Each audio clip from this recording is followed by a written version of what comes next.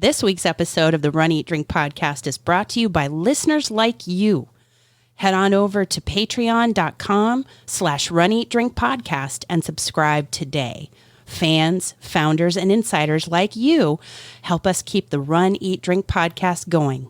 And we thank you for your support. Hi, team. I'm Fitz Kohler, one half of Team Noisy, and you are listening to the Run, Eat, Drink podcast.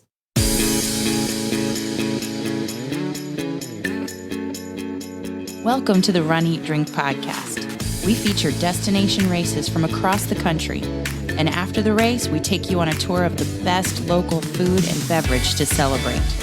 So whether you are an elite runner or a back of the packer like us, you'll know the best places to accomplish, explore, and indulge on your next runcation. Hey, welcome to episode 210 of the Run, Eat, Drink podcast. I'm your host, Amy. And I'm your co-host, Dana. Are you ready? I am. A noisy episode? It is going to be a very noisy episode, and I am so ready.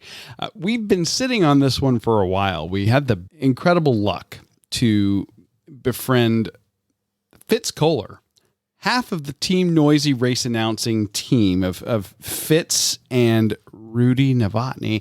And Fitz has rapidly gotten woven into the fabric of the Runcation Nation. We got to see her as the race announcer at the Donna Marathon weekend back in February. We then got to see her again in Tampa at the Gasparilla, along with Rudy. In your hometown. In the town from whence I sprang. And oh my God. we got to talking back and forth, and we were able to get Fitz to come on the show. And this time it's even more special. And I am so excited and honored. The Runcation Nation knows that we have been doing the 75 Hard Challenge. Yes, we've mentioned it once or twice. And as a part of this challenge, we have to read books. But in this instance, we get to read an amazing book full of wit, humor, tears, laughter, wisdom. Just an amazing story that Fitz Kohler herself can only tell. In her book, My Noisy Cancer Comeback, Running at the Mouth While Running for My Life. A very personal one. And of a pretty tough time in her life. Yeah, to say the least. And we got to sit down with Fitz a few weeks ago and talk with her for well over an hour. Her time that she gave to us. So generous. It's just been so wonderful getting to know her over the last few months and then getting to talk with her more and more. And then finally, like I said, getting her onto the show. And that's what today's episode is going to be all about, in case you didn't pick up on that. We got to talk with Fitz, and we got to talk with her about a lot. We got to talk about running, eating, drinking, her book.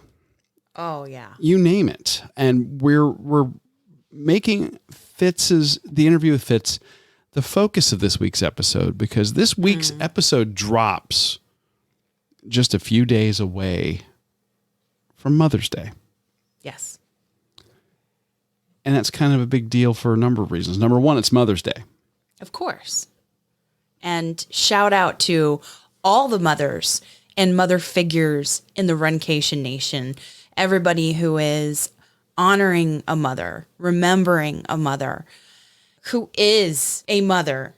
But also we have kind of a big deal happening this weekend for Mother's Day. Yes. On Saturday of Mother's Day weekend. It is the Black Knight Donna Mother's Day 5K and Your Way. Your Way being the virtual. Yes.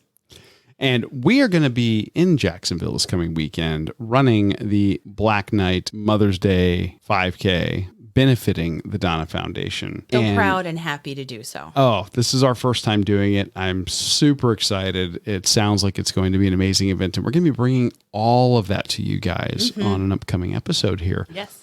But we are making a big deal out of that because Fitz is going to be announcing that race. So happy. That's 3 races we've been at when we have had the privilege to have her at the start and finish. Amazing. I know I keep saying that word. And I know what it means. I know that you're going to reference Princess Bride. You keep saying that word. I do not think it means what you think it means. Yeah. But I can't adequately express the kind of start line atmosphere, the kind of expo atmosphere, the finish line experience that Fitz and her partner, when we've had him there, Rudy, or more aptly, Team Noisy. The whole of Team Noisy. The whole of Team Noisy. Yeah, that they're able to create when they're there at a race event. Mm-hmm. It's amazing. You have to experience it. Shut up. I couldn't. I don't mean that. I don't mean that. She does. I don't. But I couldn't agree more. It's absolutely fantastic. We are going to be experiencing all of that and bringing it to you in an upcoming episode in the next few weeks, like I said. But this week is all about getting us pumped and excited and ready to rock for the Mother's Day 5K benefiting the Donna Foundation, brought to you by Black Knight. Mm-hmm. I'm very excited for that race that's coming up. But before we get into the interview with Fitz, we might have a couple of people to shout out this week on this episode. Well, you might have watched us live stream from a Cars and Coffee event. Yes. Well, I was part of that live stream, so I didn't watch it. I'm speaking to the Runcation Nation. Oh, okay. You might have seen us with John Schroeder. Dana was on camera.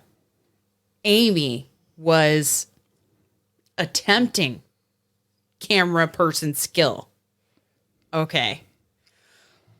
But we really want to shout out John Schroeder for an amazing event. Incredible turnout. Well, he certainly helped us class up our weekend coffee chat. Oh, yeah. I mean, we did it from Innisbrook Golf and Country Club, and we got to sit inside of a $350,000 Ferrari. It was just so choice. Unreal. It's so choice. Oh, yes. Ferris Bueller references. Yes. We're just going to reference a bunch of 80s movies right now. But so the point is, shout out to John for putting on that event. Absolutely. We also have to applaud 50 and Fabulous JoJo, Positively Polly 1 on Instagram. She celebrated a big birthday in style this entire month. Yes. I like that idea of a birthday month. Yeah. And she was celebrating it right. And she was celebrating it with other members of the Runcation Nation. Yes. Susie and Darlene. And they went to Kentucky. Unbelievable. They ran in Kentucky. At the Kentucky Derby. Half marathon. Yeah. Did they call it a mini? Mini. A mini marathon. Mini marathon. Yes. And the medal was incredible. Medal was incredible. The photos that I saw these ladies posting on social media all week, sharing to the Runcation Nation Facebook group, were fantastic. And JoJo got interviewed by a local affiliate. Yes, I was going to say, and JoJo Famous. is now, not only is she Runcation Nation famous, she's also local news famous. Yeah.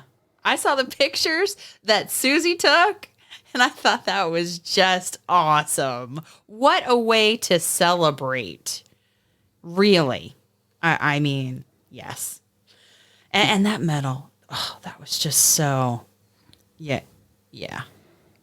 Well, there was definitely some running. There was also some eating and drinking involved as well. Yes. I saw some amazing pictures of food and beverage.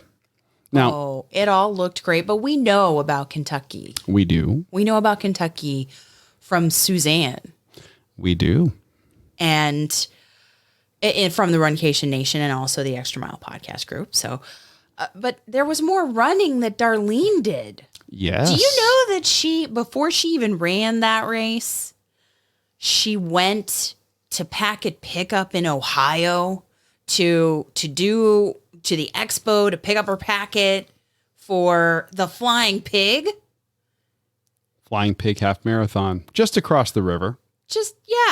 So that she could do that in Ohio the very next day after the half in Kentucky. Yeah. Hello. Hardcore. That is some just extreme runcationing there. I love it. Yeah. Loved it. And what a woman. What fortitude and strength and endurance. And also, as you put it, runcationing. Yes. Runcationing skill. That is skill. And I think that Runcation Nation member Kelly also made it up there and ran the Flying Pig. And that just looks awesome. That is a race that's on our list of races to do. So we are definitely planning on getting up there for the Flying Pig. So hopefully in 2023 we can do that. And after seeing the medal for the Kentucky Derby Mini. Oh, it looks really good. I am tempted to do that race. I thought that was some really cool bling. So you all know me. I am bling driven. So shamelessly, I just want the cool medals. Well, you want, I think, the eating and drinking that come after. Well, that too. That kind of goes without saying. But yes. So yeah. So those are the ones that I scoured the social media feeds for. Mm-hmm. I don't know if there's anybody else who actually who completed a race this past weekend, but you deserve a shout out anytime from us, and you can make it happen. All you have to do is shoot us an email to info@runeatdrink.net. That's info@runeatdrink.net, or give us a call at 941-677-2733 and leave us a voicemail. Tell us who you are, why we should be shouting you out, and we'll play your voicemail that you leave us right here on the show. You can even shout someone else out if you're thinking that somebody is needing it, deserving of it. Let us know. Absolutely. It's time. So we've built it up. We've told you guys all about it, and now here is the moment of truth. This is our interview with Fitz Kohler, half of Team Noisy, cancer survivor, author, race announcer extraordinaire, chatting with us here at the Run, Eat, Drink podcast. Dana, look who it is. Tonight we are joined by Fitz Kohler. What can I call her? Race announcer extraordinaire. Half of the dynamic duo of Team Noisy, and we love Rudy as well. At least that's how we were introduced to her at the Donna Marathon Weekend 2022, right? Not to mention, after that, the Gasparilla in Tampa. Yeah, but she's also an accomplished fitness guru. Yeah. And author. Yes, and a breast cancer survivor. So please welcome author of My Noisy Cancer Comeback, Running at the Mouth While Running for My Life, Fitz Kohler. Hello. That's a very exciting introduction. Well, I needed a button on our little podcasting setup for applause. Yeah, so, I could feel it. It was in my head. I could hear the applause. So. We're working on it. Thank you so much for taking time to sit and talk with us on the show. Of course. I love you guys already. It's my pleasure. It was just an honor and a privilege to have you run us in. I look back at those photos from Gasparilla, and it's one of the top race finishes. It was so hot, but it was that was amazing. You made that race finish for us. Well, I'm glad. I'd like to see the photos, but it's a real privilege to be able to be the one person who can roam around the finish line chutes doing whatever I want, grabbing, I know who not to grab. I know who's serious running through that would be super annoyed by the announcer lady, grabbing them for a hug. And then there's some people that I'm like, okay, we can have fun with this. But yeah, I'm glad you let me. I think normally I ask, can I finish line with you? And it makes me happy when you say yes. It is the first time we've ever had that, and it's absolutely one of the most memorable race finishes I think that we're ever going to have, and certainly have had in the last 5 years of doing the show. Yeah. So let's do it again. We could do that. We could do that as many times as you show up to a race I'm announcing. We can do that. Well, we could. I could just see it now. We're going to come up to the finish line and be like, "You get out here!" Yeah. She'll already be down there. She's not on a podium all the time. She's down in it. Well, she doesn't. I do go back and forth, but what kills me is when one of my friends, one of my people cross the finish line and I miss them. And God forbid the race director talks to me, or at LA, we had an ambulance on the course for a moment and I miss some friends and I lose sleep over that stuff. It really bothers me. So if you're not really focused on your time, then seriously, get 10 feet before the finish line. Just say, Fitz, I'm not crossing without you. And then give me the time and the privilege. Because, it would kill me to miss you. We're not.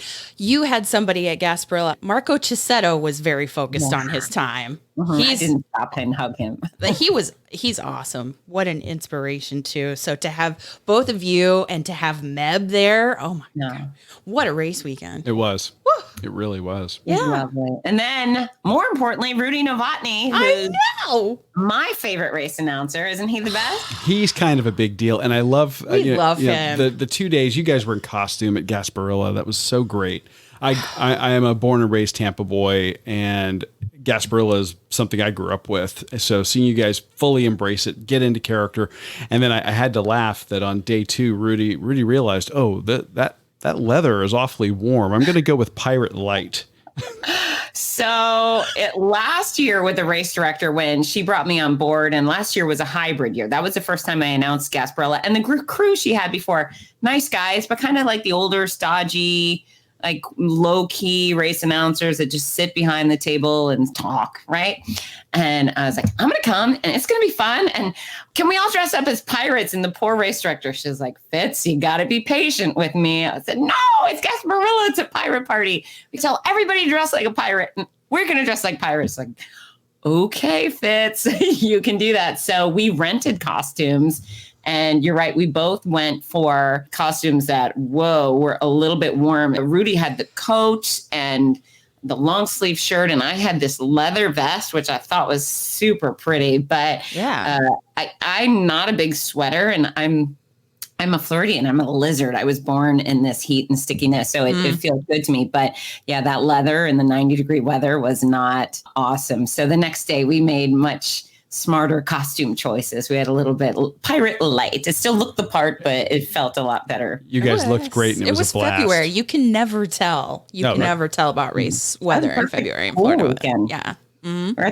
We're at the pool all weekend after the races. It was great. Yeah. So, Florida. Yeah. Gorgeous. Speaking of race announcing and Rudy, and you went to University of Florida. Correct. Go Gators. Yes. Yeah. What do you do? You do Chomp. This? Is this it? That's right. Right. Okay. All right. Don't tell my dad he's a Seminole. That's okay. Okay. Speaking of that, you started to teach fitness classes at 15 years old. Yeah. 14, 15. You have no fear. And you eventually came around to race announcing. Right. And you say it's your passion, it's your calling. You rarely call it work, if ever. It's an insult to what I do to call it work. Which I love. Yeah. I think everybody should be so lucky.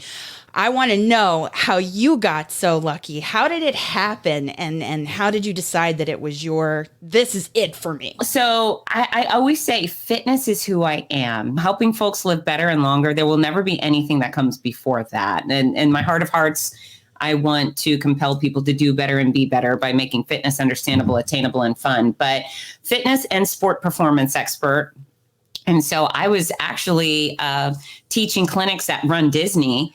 And Rudy and I had met along the way, and it's very similar chemistry, such a fun guy. And we just got along great. And he was always introducing me at the speaker series. So they used to have a lengthy speaker series. And he would always say, we got a lot of people who come on this stage and talk all day, but you're our only real speaker. You're the only one engaging the crowd. You're the only one getting people involved. And he was so complimentary. And then eventually he goes, you know what? I need a co-announcer for the OC Marathon in California in a few months. Are you interested? And I said, I've never done it before, but I'd love to give it a shot. He said, I think it'll fit like a glove, and I'll show you the ropes. So he introduced me to that race director, Gary Kutcher, who's one of the sweetest humans alive.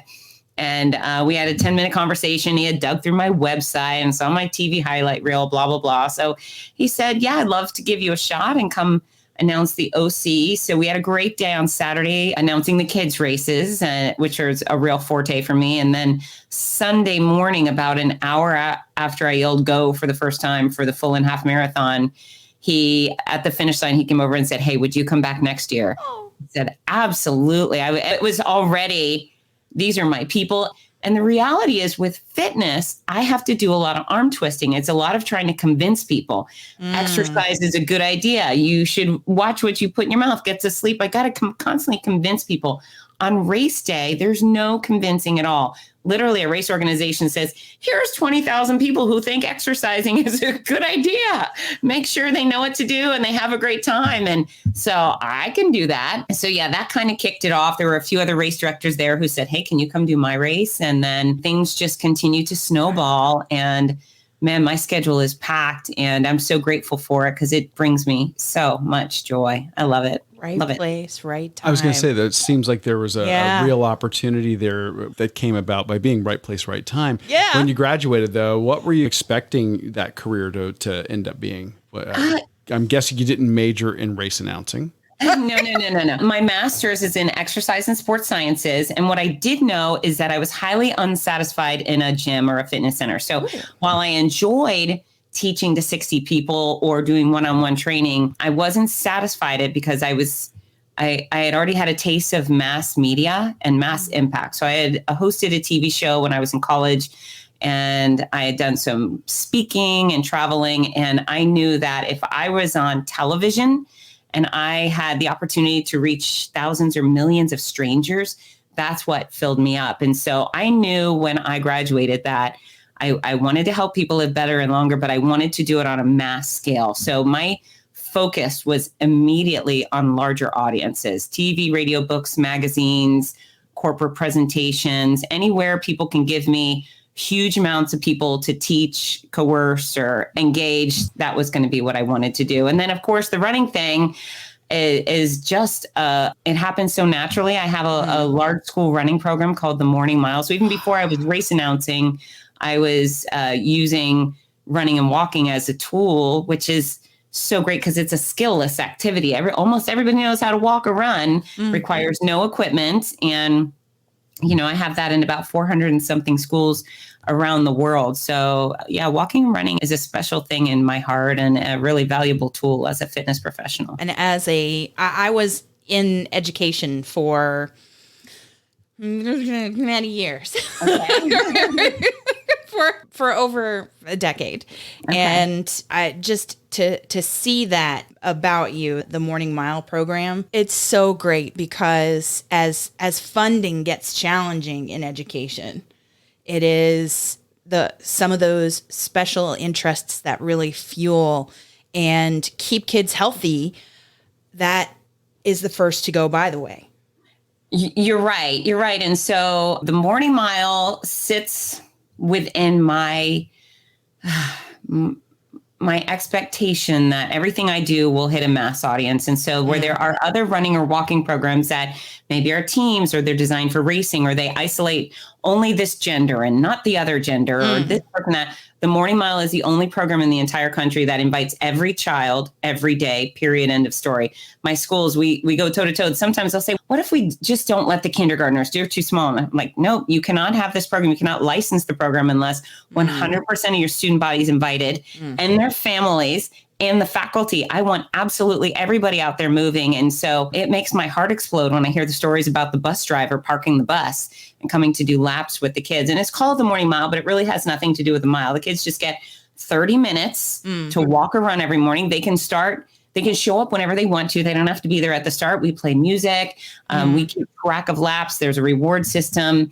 And it's really flexible and friendly and fun. And so some of the kids show up and do 1 lap a day, and that's fine. And then some kids do 600-700 miles per year. And I'm talking about third graders, because they're just highly motivated and they're having a great time. And the other thing I'm really proud of is it's 30 minutes. I do not like seeing young children running long distances. It's not safe. They have growth plates, and there's a lot of physiological things that makes them different than adults. And as a grown-up, when we do things in excess, even with our mature muscular structure and support system, we suffer aches and pains. And so I really don't like little kids going overboard. So that 30-minute window just seems to be sweet. So morning mile, yay. It's the best thing I've ever done. That's the thing I want on my tombstone one day. Oh, and you have it all across the country.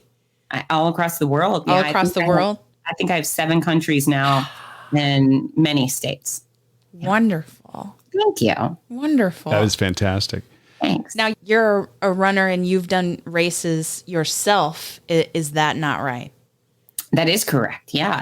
I am a solid middle to maybe the back of the pack, depending on the day. And I love it. I'm the happy participant. Rudy is the more intense, speedy, half of Team Noisy, and I am just out for shits and grins and athletic adventure and fitness. Yeah, I'm one of y'all.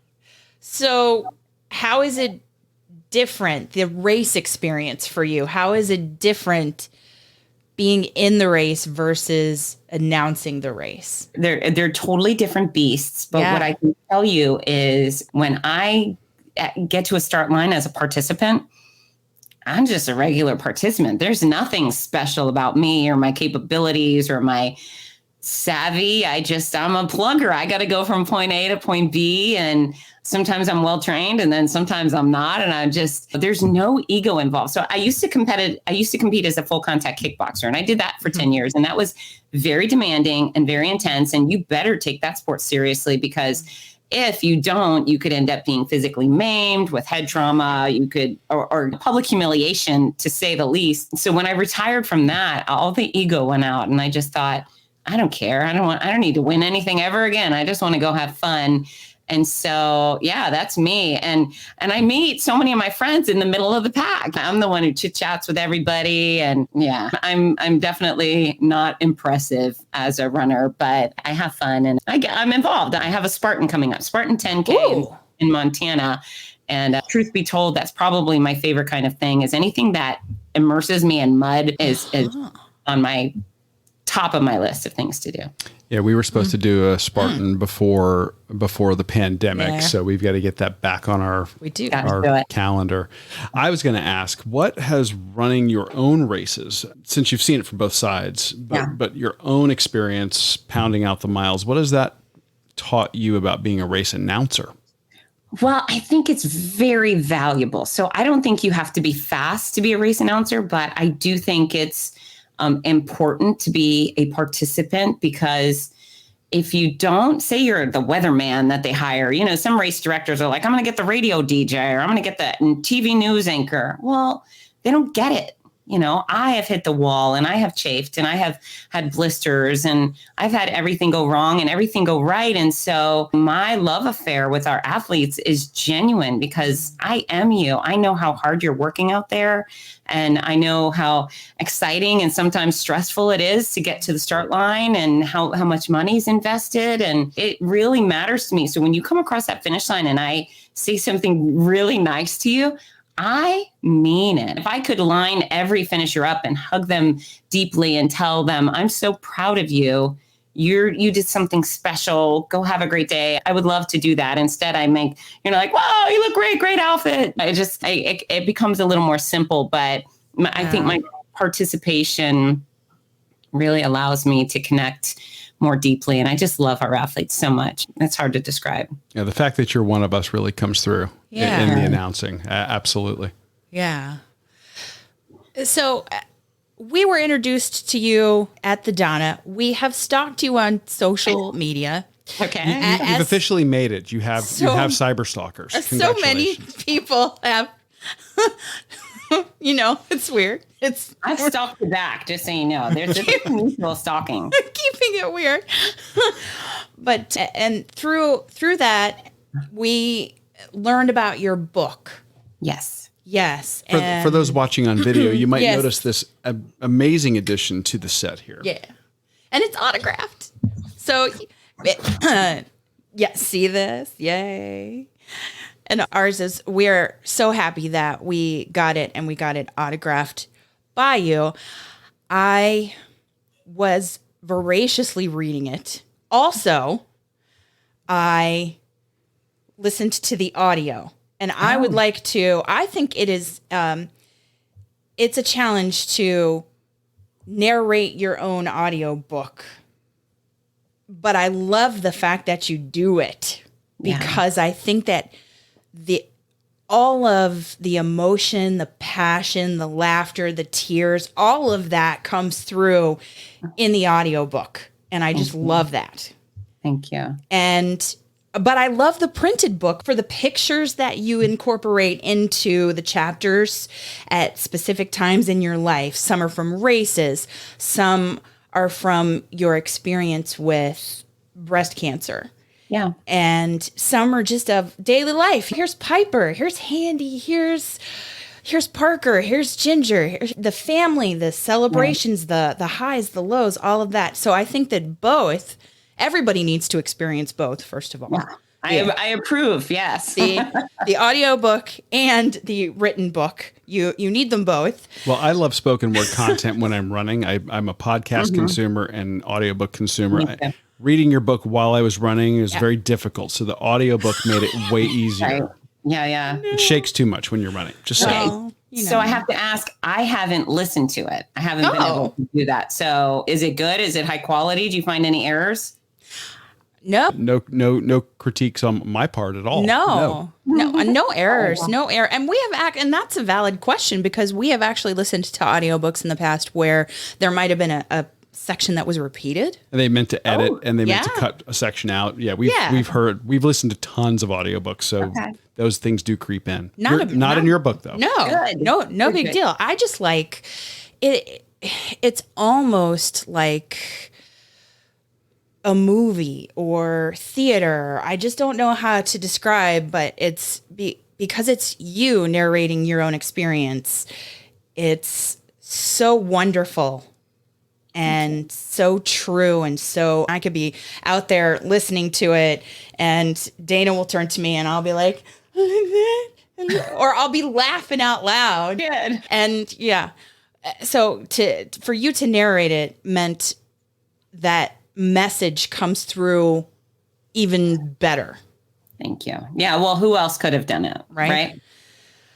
So you decided to share your story through your book. And for those in the Runcation Nation that are listening to this or watching the video back, can you tell us a little bit about your experience with breast cancer? Yeah. So I was diagnosed about 6-7 weeks after a clean mammogram and it had already spread. And it was terrifying. It was absolutely terrifying. I definitely thought I was going to die. And that's even with me being the most positive person on planet Earth, I was convinced because I had the perfect career and the perfect family and I was the perfect beacon of health and happiness that I was definitely going to make the perfect tragic tale. I thought there was going to be some sort of like Lifetime story about me. I was like, oh no. And I have kids and it was terrifying. However, once I was convinced I was going to survive and the cure rates are really impressive with breast cancer, thank goodness, what I did is I made some stellar decisions. And I made two up front. Number one was not miss out on any special events with my children.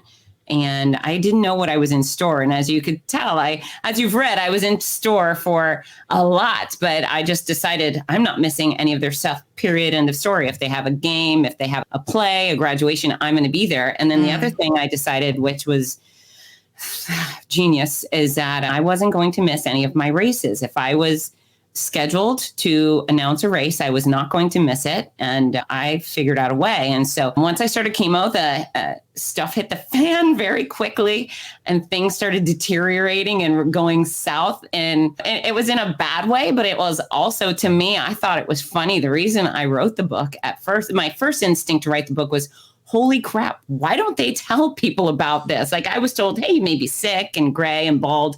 And I was. But then there was all this other stuff that kept happening. And I kept thinking, holy mackerel, why is nobody talking about this stuff? And then I thought, this is kind of funny. Some of the situations I got myself into, I felt like Lucille Ball a little bit, where his Lucy, I thought I just was, I ended up in some wacky situations. And it was only for the running community that I got to live a very large life. I got to have wonderful not athletic for me, but I got to have adventure and travel and fun memories. And the reality is, if I didn't have the running community and my races, all I would have been was sick.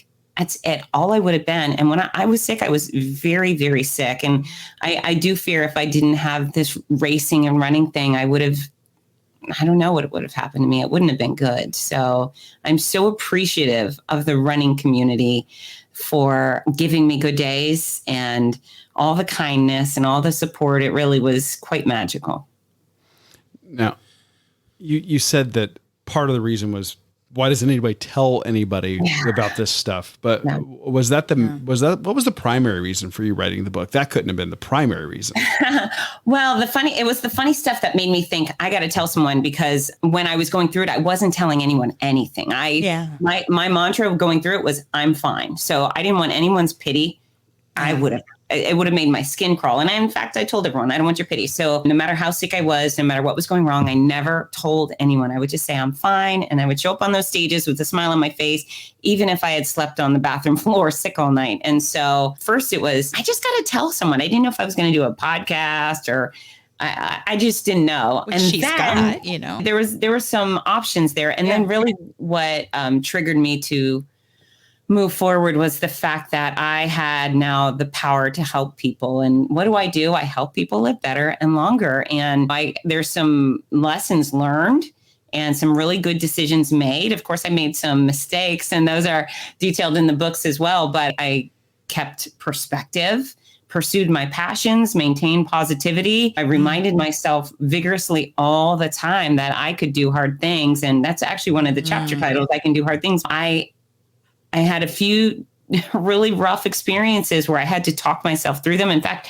golly, I talked myself through a bunch, but in my mind, as I was moving forward with stuff that was terrifying, I would remind myself, hey, you've built an international business. You've raised 2 great kids. You used to be a kickboxer. You can do hard things. You can do this. And so that's actually, like, people get the little gift with the book. I love it. Things sticker for your phone or whatever. It's just a reminder. And what is a running community capable of? They're like, you know what? I'm going to figure out how to run 26.2 miles. That's a really big undertaking, or even sometimes a 5K. But the running community is exhibit A of people who are willing to suffer and use discipline and plug. That's really my skill, is I'm a plugger. But we're a bunch of pluggers who do hard things, and it transfers into the rest of our life. So and fortunately, the feedback is extraordinary. I probably have at least one email or call every day that says, I have a friend who was just diagnosed with brain cancer, or my dad was diagnosed with colon cancer. Can you get the book immediately? And then soon after, I get the response that says, oh my gosh, my brother loved your book and it's really helping him do better. So it's helpful, and that was intentional. So yay, helping people. Well, I think that you help more than the people that are going through the battle themselves. I think you help parents, you help friends, you help. I particularly was very touched about the way you talk about how you handled telling your kids. Yeah. And that's got to be a hard thing. So I mean, I think that the book also teaches, if you are outside of that, if you maybe don't have an immediate family member, or you haven't gone through it, it also teaches you perspective for all hard things in life. Well, and then the other thing is, so yeah, it's a story about my experience with cancer, but I'd say equally, it's a story about the running community and racing and the behind the scenes at Big Sur Marathon and LA Marathon and, you know, what it's like to be a race announcer and travel every weekend for that and all the cool things we come across. So it's a cancer book, but I think it's also a running book, right? Yeah. Yeah. I do. And it's funny that you keyed in on the running community as we're just not wrapped too tight. We put ourselves through the pounding on the road and the hours out there and the heat and the rain and all that other stuff. And we do that for fun. And I'm using air quotes for people listening to the audio. But I think that really hits the nail on the head. It's you can do hard things and you're keying in on that psychological dynamic. I'm curious if the book reached any unexpected audiences for you, any groups or anybody that you got some feedback maybe that you wouldn't have expected it to touch them in any way. I wouldn't say groups, but I love having men reach out and say, "Oh my gosh, this is the best book I've ever written," or whatever. Dana, you're a cop, you're a guy, right? What are the odds that you're just going to love a story from some blonde, noisy chick about her breast cancer experience? But did it resonate with you? Did you enjoy it? It did, but our members of the Runcation Nation know we have a very strong affinity for the Donna race. I lost my mother to stage 4 metastatic breast cancer in 2016, and it resonates for me. We've also lost other friends to cancer over our lives. It resonates to me because I love hearing from somebody who kicked cancer's ass. Yes. I love that. And I also love that message of make the smart choices and do it early. Like squeeze your stuff. Squeeze your stuff. That's right. You said it. Hey, you know what? I wouldn't say it's surprising, but one thing I really appreciated is the oncologists who say, "I love this. I'm giving it to I'm getting all my patients to get it." That really makes me excited because again, I'm a doer. I'm a helper. I wrote it to help people, and the fact that oncologists are saying my patients need to read this, that feels good. I could have published this book and everyone could have hated it, right? You really put yourself out there when you put words down and then you put it in a pretty package and say, buy it. And yeah, I'm very grateful that nobody seems to hate it yet. Nobody so far, or at least they're not telling me. You have such a positive outlook on life, and you were fit at the time of your diagnosis, and your whole life, it's like, I don't need a pity party. I'm just gonna, I can do the hard things. Like I put that on my luggage. So wherever we go for races, especially ones that I think that here's a distance I haven't done before, but you have that way about you and has it developed over time, or did you always have that? So I was born with a sunshiny disposition. This is just who I am. I am happy. I'm always glass mostly full. I'm a Gator. I always think the Gators are going to win, even if our team stinks. I have a positive outlook. However, there's things that life lessons, and one real profound one, I mentioned it in the book, was maybe 10 years ago now, I was in the grocery store, lane 1, and the 10 items or less. And there was a 400-year-old woman in front of me with 9,000 items, and she was paying with a check. And I was sitting there stewing. I would never say anything mean or hurtful to an old lady, but inside I was thinking, oh, come on. And then I looked next to the aisle next to us, and there was this beautiful little red and white, yellow and blue Snow White dress on maybe a 4 or 5-year-old girl who was bald. And I thought, oh God, what that child must be going through. That child and her parents, can you imagine? And so at that point, I really had that come to Jesus moment with myself, that me and my annoyingly long line was not really so bad. And at that point, I decided, if it's not cancer, it's not worth fussing over. And so I am that very annoying person who's stuck in the traffic jam. And all I can think is how grateful I am not to be in the accident that caused the traffic jam. And so it's probably quite annoying to live with me, because it's not a lack of empathy, but I'm always thinking, it could be worse. I don't get hung up on things. It's not worth my energy to get cranky over the details. I do not sweat the small stuff. And I assure you folks, this is a much easier way to live. So if you can turn off that high strung thing where you want to control everything, control some things. It's okay to let stuff go. It's okay if the Diet Coke spills on the floor. It's okay if you're late to the movie. It's okay. It's just life is really good, especially if you make those choices. Every day you look in the mirror and you say, it's going to be a good day. And then you figure out a way to make it a great day. Mm-hmm. Yeah. Yeah, now that's great perspective for the general audience. It is. If you are talking to part of the audience maybe that are actually going through something tough, legitimately tough, what advice would you give them for developing that kind of positive mental attitude when it gets really hard? Well, it's those 3 steps. Is number 1, maintain perspective. Somebody always has it worse. Somebody always just boom. Sometimes instant paralyzation. You'll never move again. Like there's things that are horrible and way worse than a grown-up person having breast cancer. For me, that was my thing. I was like, I'm not a kid with cancer. It's not my kid with cancer. I'm going to figure this out. The other thing is to include your passions no matter what. For me, it was my kids and my career. For you, if it's animals, and even if you're in the hospital and you can't be with your animals, fine. Get online and watch funny animal videos on TikTok or on the Dodo. You can always incorporate the things you love into your life. Just figure it out. And then you got to choose to be positive. And so I'm not a person who admires those who like to complain. When I see on Facebook, someone's like, pray for me, I sprained my ankle. I want everybody to know that I fell today. And I want you to look at my scabby knee.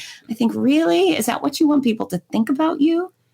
What kind of attention does that bring? And so my whole life isn't rainbows and puppy dogs, but I just choose to focus on the good stuff. And if something is unpleasant, I tend to move on instead of broadcasting. And I think when you broadcast on social media, that becomes a rabbit hole. And then the other cranky people get involved, and you could really get lost in the misery over something as minor as a sprained ankle. So perspective, passions, positivity, remind yourself regularly that you can do hard things. Nobody gets out of this life experience unscathed. And sometimes we have to work a little harder to get back to where we want to be. Perspective, passions, and positivity. I feel like this is another sticker. This is my keynote. It's the 3 P's. Yeah. We need to have that also. I'll get on that. And everybody should listen to the audiobook. Everybody should read the printed version of the book. I heard somewhere you may be working on another one. Is that true? Yeah. So in the back page, I have actually promised. Yeah. The book is where does it go?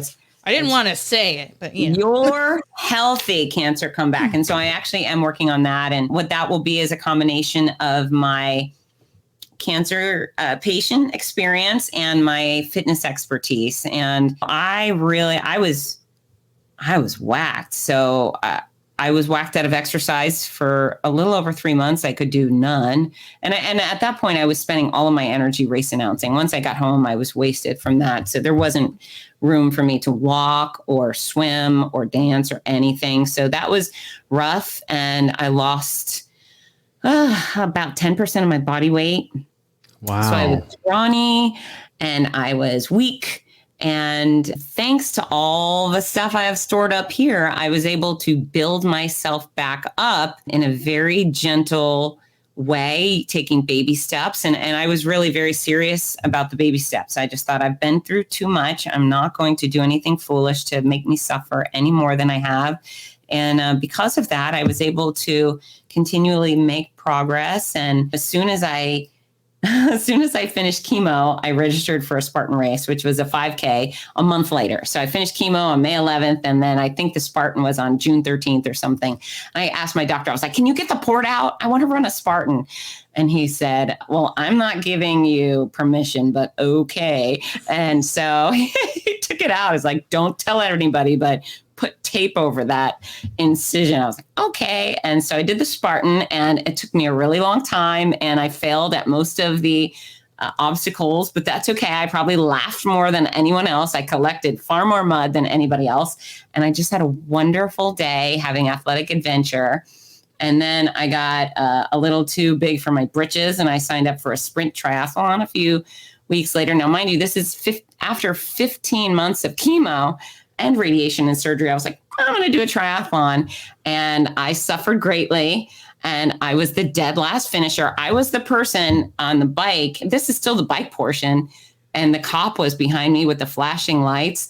And I was suffocating so bad that I had to dismount and walk the bike up the hill. The whole thing was a catastrophe, but it was also one of the best days of my life.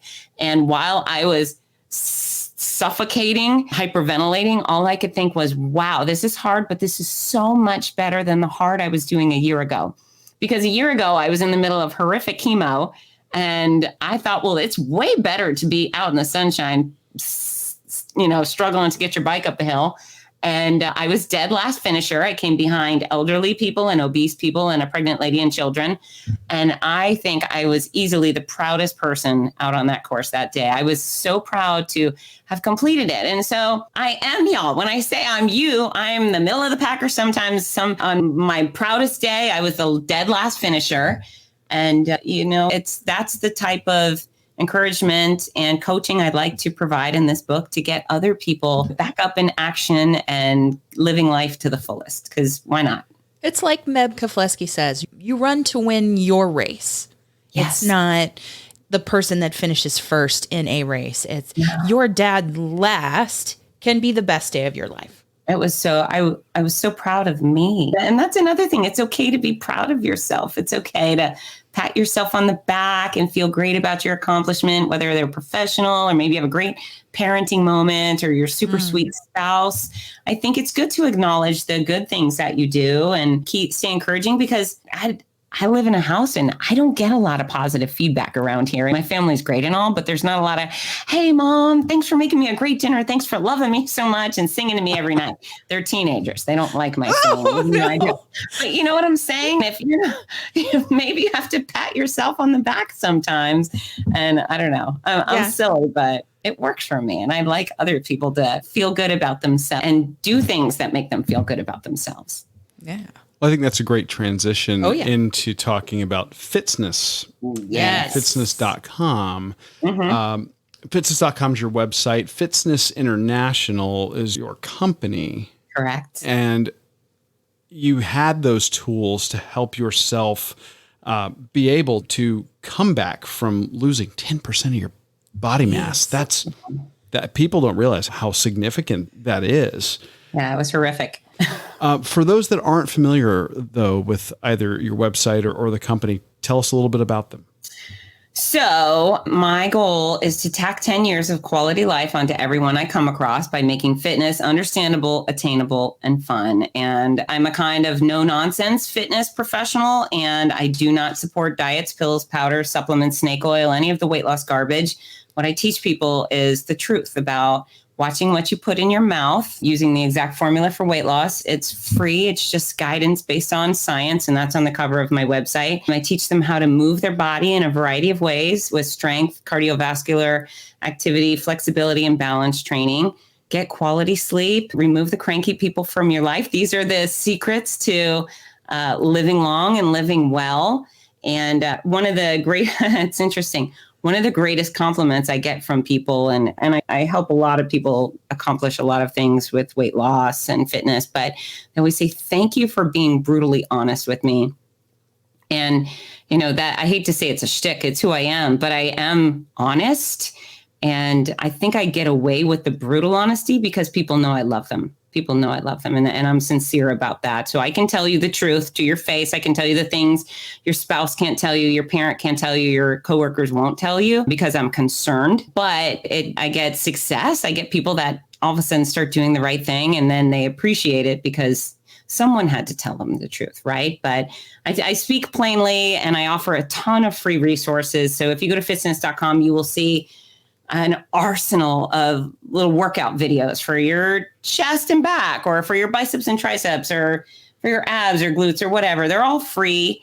The exact formula for weight loss is free. I've got tons of articles that are free. I never want money to come between myself and helping an individual accomplish their goals. And so the way I earn a living off of the fitness side of things is corporate presentations. And so if people work for a company or they work with a company or a church or an organization that hires speakers, that's really how I make a living off of fitness. Other than that, I'm just giving it all away for free because I love people.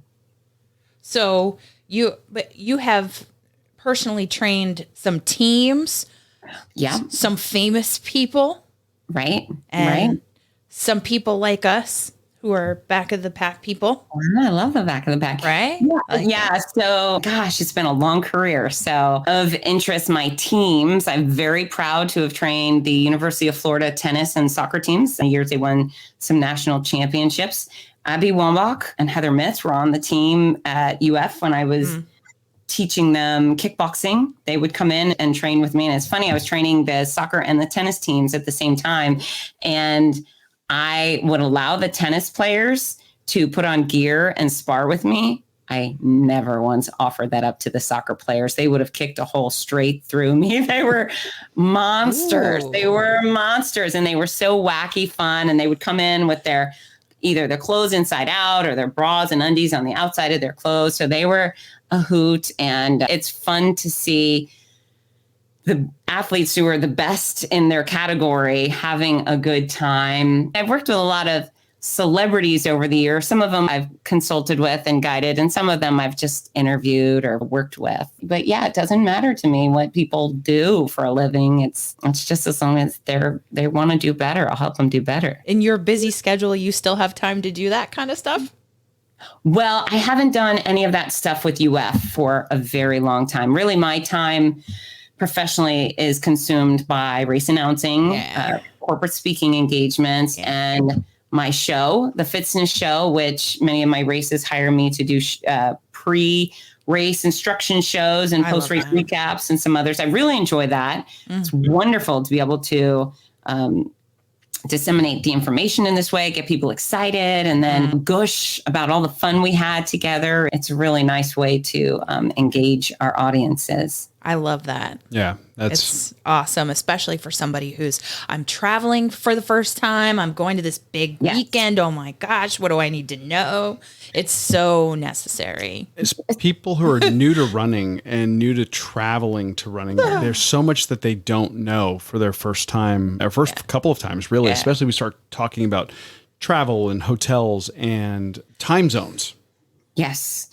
Well, it's one of the things so my race director, clearly they're the authority on their race, but I'm kind of the authority on media. So when they come on the show, I say, listen, we want to keep things short and sweet, speak with a smile, but we are talking, our main audience person is the person who's never been here before, who's never run a race. Because if we're catering to the person we think has run 30 marathons and they do this one all the time, we're certainly not going to get out all the info we need to. Like you go to Big Sur, you get bussed to the start line.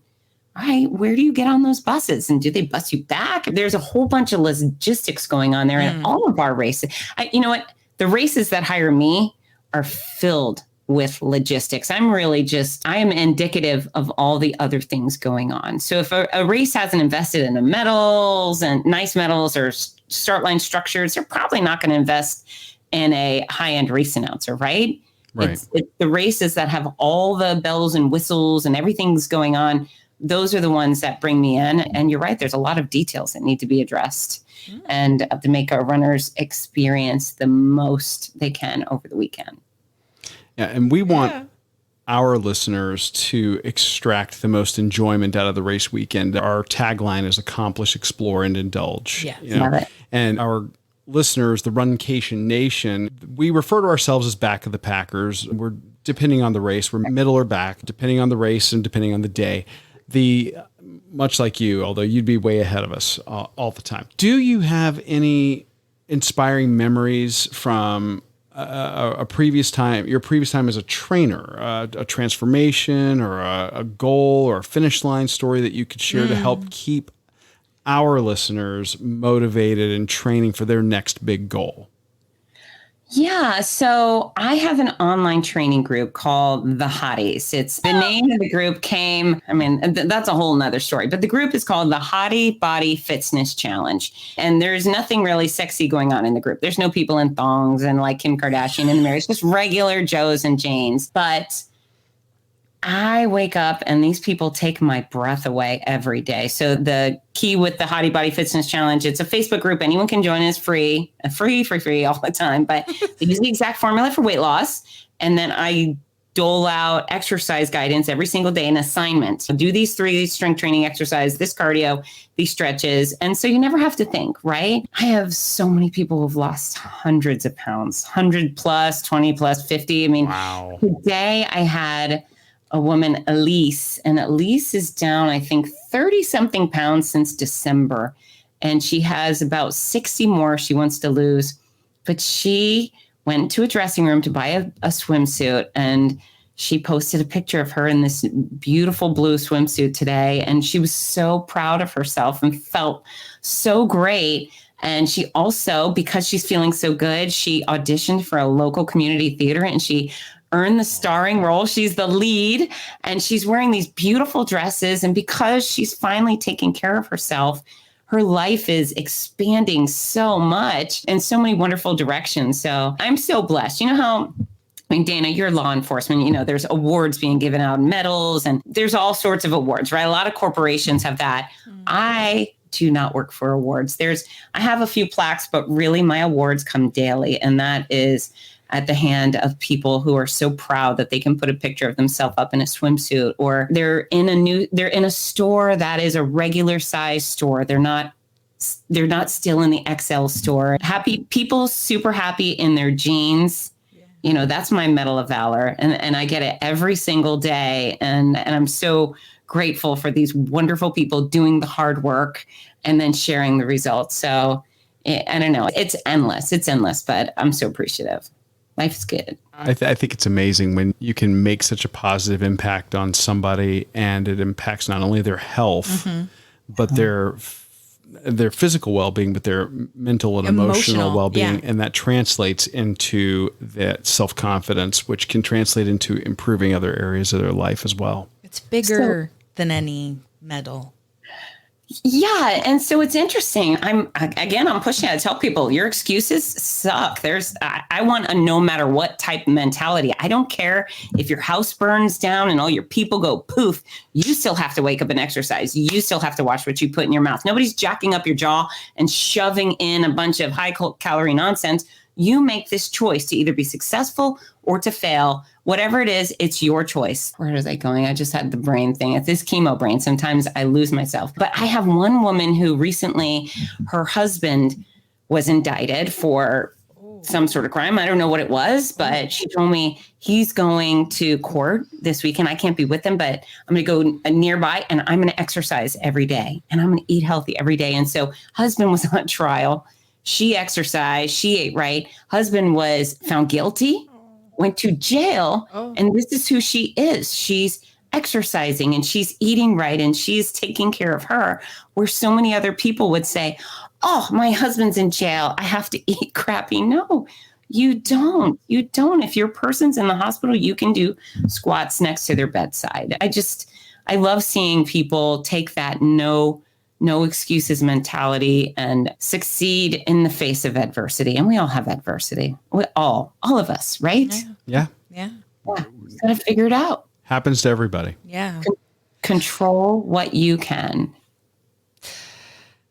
So in the experience of, you have talked about a lot tonight. You have such a way to inspire us as a race announcer, with your book, with Fitzness and what you do there, with the Morning Mile. In running and in race announcing, what have been the top 3 race experiences for you? So, gosh, it's like choosing your favorite child. Right? I can narrow down a few. I can tell you that. We know hard-hitting question. We know all parents have one. I was there. I love you each equally for different reasons. I can tell you, and I feature this in the book, but the start line of the Los Angeles Marathon is one of the happiest places I've ever been. It's cumulative voices. There's so many people, but the amount of joy that just is generated, it's incredible. We're in a tall tower and people run by and we've created, Rudy and I, we've created this happy atmosphere and they're excited, they're pumped up. And then they all look at us as they're coming by and they're cheering at us and maybe sometimes screaming their names, maybe sometimes just screaming nothing, but it just keeps coming. It's this joy whoopee party that keeps going. And every year that fills up my heart. And that LA Marathon, as in the book, I share, was pretty significant in my cancer experience. And it's still, I was there just a couple of weeks ago and I thought, holy cow, I can't believe I get to be here again. If I could bottle it, that's what I would bottle. Big Sur Marathon. It's regal. It's luxurious. It feels like you're at a fancy golf tournament, but for running. And the people are so warm and loving. And, that's a really rich experience from the expo. When I speak, I always do a presentation in the speaker series and it's wall to wall people. Big Sur is great. I love Buffalo Marathon is the most patriotic race I've ever been to. Red, white, and blue. And Buffalo Marathon, crazy patriotic. And I'm the grand poobah and Rudy's the junior poobah because he came in after me. So love Buffalo. OC Marathon was my first race. I consider it my home base. And then, of course, the DC Wonder Woman, Batman, Justice League, they're bonkers fun. And so you guys run Disney, right? Oh, yeah. We've been known to run a Disney race or two. Yeah. Right. And so Disney, bless them, they've done a bunch of good stuff over the years. And a lot of people come in costume, but it's a mishmash, right? People come in all sorts of different things. When I announce the Wonder Woman races and I stand on those stages, sometimes I look out and there's a sea of 5,000 people and almost everyone is in red, blue, and bling. It is mesmerizing and is so unifying and they're so special. The Batman race in Los Angeles, woo! I'm just so much fun. The whole DC universe came out and the Jokers and the Harley Quinns. It's just really fun. And so I'm super excited about we're calling it Superhero Run. It was supposed to be called Justice League and they switched it to Superhero Run, but we have 8 locations around the U.S. this year at Six Flags theme parks. And you asked me for 3 and I'm going on. I'm so That's sorry. Okay. No. This is also great. This is great stuff for the Runcation Nation. We need to fill up our race calendar with team noisy events. Well, you know what? That's the reality. If people just follow us around, and many people do, they are guaranteed a hell of a good time because our races are so much fun. And I'm a giant comic book nerd. So, gosh. We've done all the Marvel stuff that's been offered. It's time to add some DC to that, I think. I know. This is and I get it with the Marvel, and I'm a huge Marvel fan. As far as the movies goes, I think the Marvel movies are better, but when it comes to racing, our DC races are top notch. They far surpass anything they've done with Marvel. Come on, Superman. Yeah. Mm-hmm. Let's go. Oh. And because now it's Wonder Woman, Batman, and Superman, and with these races, so you register and you choose your icons. So you have to make a choice at registration. I'm going to register to run for Superman or Wonder Woman. And so I am very excited because I've yet to do Superman outfit announcing these races. So first race, St. Louis, June 12th, I will be decked out in some sort of Superman thing. Very cool. Very exciting. Okay, so another hard-hitting question the Runcation Nation wants to know. What is on your running playlist right now? Oh, gosh. Podcast, music. I love podcasts. I listen to Rob Lowe. Literally, it's a great podcast. I listen to Garth Brooks. He's my favorite. Just saw him in concert a couple of weeks ago. He's amazing in concert. He's the most charismatic person ever. And as someone like Rudy and I who really take care of people, he takes care of an entire stadium full of people. It's just magical. I also have a bunch of vulgar rap. I like Ludacris. What else? I love Queen. Yes. Yeah. So my music it's very eclectic and it's all kind of energetic. That's it. But yeah. I have some, definitely keep the earbuds in. I have some Queen in mine as well. Yes, I've never juxtaposed it with some Ludacris. I'm going to have to try that out. Yeah, mash up the playlist. Now, you know that we are the Run, Eat, Drink podcast. So if we didn't get some hard-hitting food question in there, then we couldn't really call ourselves that at all. What is your favorite indulgent celebratory meal of all time?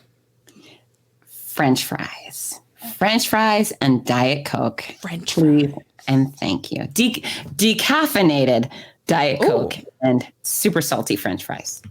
Ketchup or no? On a rare occasion. Just salt. Like instantly give me high blood pressure amount of salt. I'm with you. And they have to be hot. Like immediately.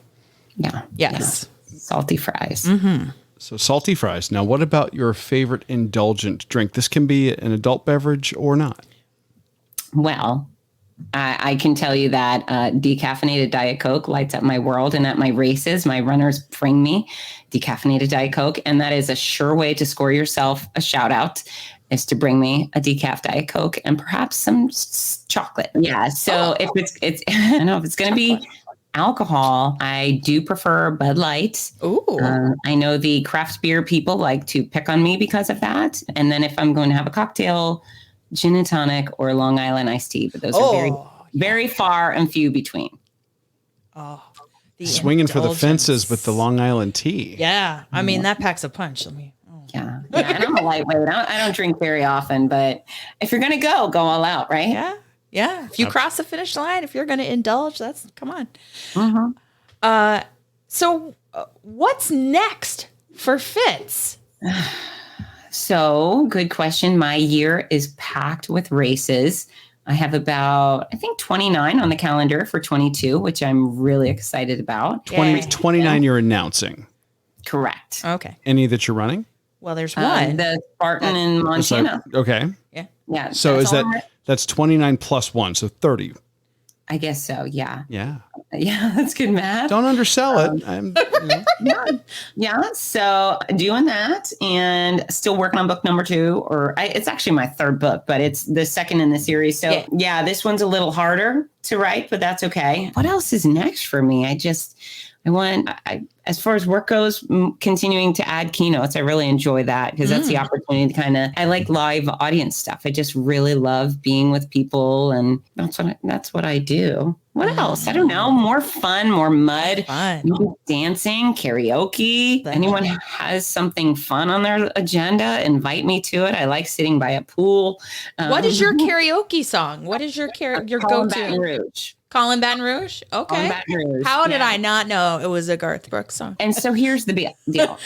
I've trained my children very well. I say, listen, if you are going to be on a microphone, you have to own the microphone. And so my voice is terrible. It's decent for talking, terrible for singing, but Colin Baton Rouge is really energetic and I go all out with the show. So sorry to your ears, but I might make you laugh. Love that.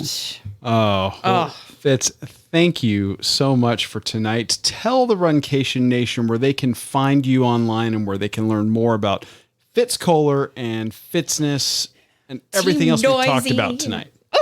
Yeah. So fitzness.com, Fitzness on Instagram and YouTube and Facebook and what's the other? LinkedIn. And then as far as the Team Noisy goes, I'm so appreciative to Rudy Novotny for inviting me to that first race. And he's a dream to work with. And I love his big booming voice and his race savvy. And he's the only person that I've met that loves the runners as much as I do. And man, does everybody love him. He's such a wonderful human. And so Team Noisy, I'm the lesser half of that and proud to be. You guys should have Rudy on the show. We want him. We want you both. We want the whole experience. I think we should all just move in together. Come on. We're on our way. Yeah. We're on our way. But yeah, he's fantastic. And I'll always be appreciative that he's introduced me to this dream career because of it, I have you. And how lucky am I? So how honored are we Absolutely. And we will link to all the things in our show notes, as it were, so that the Runcation Nation can find out where to get some Team Noisy, get some fitness, get some whatever they need that feeds their soul and ignites their passion. Hey, I got a quick ad is if anybody does, because of the Runcation Nation, if anyone follows me, say hi, because it's nice to have followers, but I'd much rather have friends. So, let me know. Amy and Dana introduced me to you, and I wanted to say hello. That would be nice. Oh, thank you. Of course. Fitz Kohler, all of the points for Fitz Kohler. We can't wait to hear you at a race again, and I think we're going to be there real soon. Really, really soon. Are you doing the Donna 5K? Yeah. Yes. We are indeed. Yes. It's a date. Yes. And to hear both you and Rudy at a race again really, really soon. Mm-hmm. We just want to say thank you for sharing your time with us, for telling us so many inspiring things and making the Runcation Nation laugh. And it is a great way to accomplish, explore, and indulge together. So thank you for being on the Run, Eat, Drink podcast. Thank you. Love you all. I can't wait to see you at a finish line soon. French fries. Oh, I'm right there with her. I love good salty French fries. Mm-hmm. Yeah. All kinds. From a variety of places, or even the ones we do here at home. Yeah.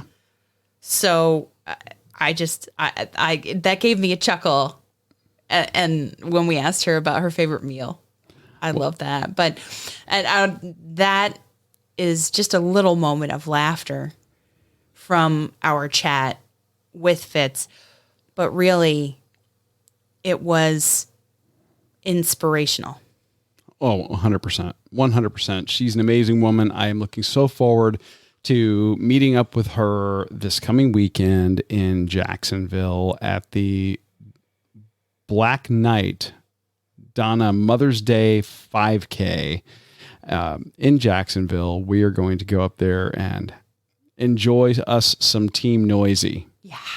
So, yes. And I think the other half of Team Noisy is going to be with some members of the Runcation Nation at the Indy Mini. Yes. Yes. So shout out to the other half of Team Noisy. And if you're going to be running the Indy Mini, please say hi to Rudy when you're up there. Yeah. Get a photo with him. We're looking forward to hopefully getting him on the show soon, too. Oh, yeah.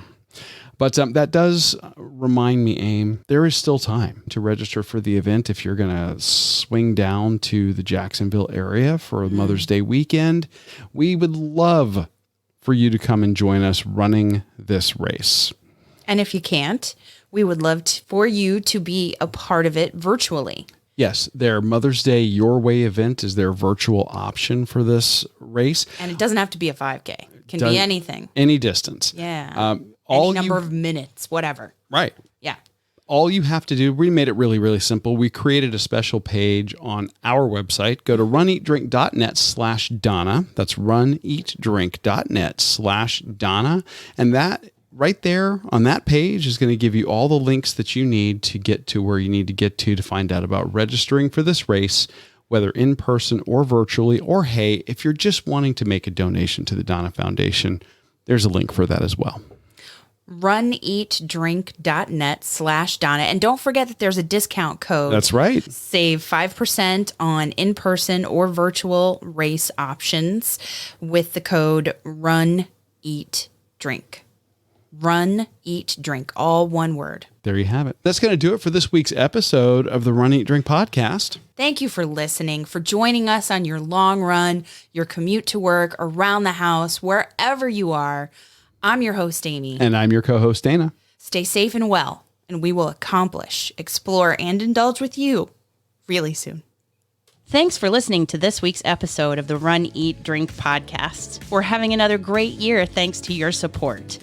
Don't forget to follow us on Facebook and Instagram. We're at Run, Eat, Drink Podcast. And on Twitter, we're Run, Eat, Drink Pod.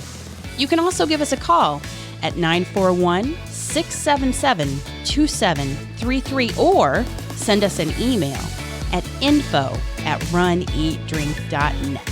Visit our website at runeatdrink.net and click on the subscribe link so you don't miss a minute. Find out how you can support the show at patreon.com/runeatdrinkpodcast. Accomplish, explore, and indulge right along with us. We'll talk to you next time.